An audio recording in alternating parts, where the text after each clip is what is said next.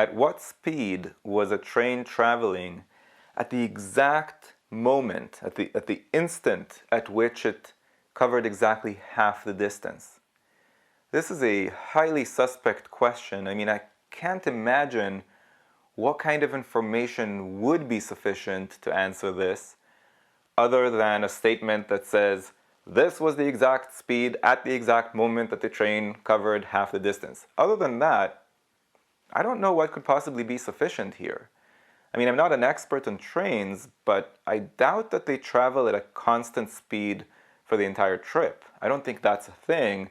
In fact, I'm pretty sure that they have a ramp-up period where they go from 0 to whatever their cruising speed is, and they have a ramp-down period before they stop.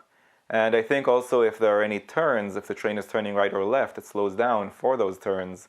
Otherwise, it's just going to go off the tracks. So I'm going to go with E very quickly on this question. Now, I think the safe thing to do is to at least read the statements and make sure that they're not sufficient even when you combine them.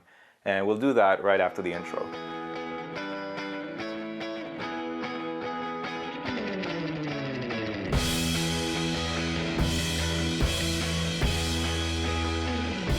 So statement 1 gives us the total distance and the total time, from which we could infer the average speed for the train.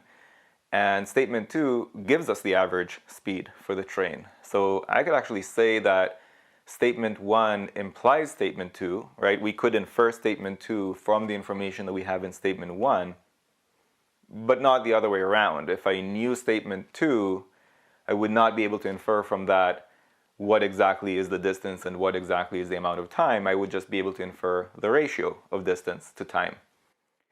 So this is a case in which statement 1 implies statement 2, and as I explained in the second section of my book, which you can read for free on quantreasoning.com, when statement 1 implies statement 2, we can eliminate answer choices B and C without even reading the question.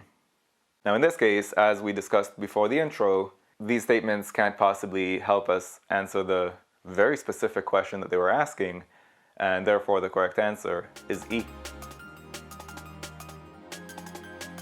If you found this video useful, go to quantreasoning.com for a lot more where that came from. You should also click that like button and let me know in the comments below what you'd like me to make future videos about. And of course, if you haven't yet subscribed, go ahead and do that and click that bell below so you get notified about future videos. See you next time.